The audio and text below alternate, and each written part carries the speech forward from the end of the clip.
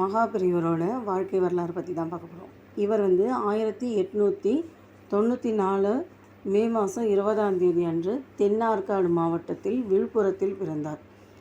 இவரின் தந்தை சுப்பிரமணிய சாஸ்திரி தமிழ்நாட்டிற்கு குடிபெயர்ந்தவர்.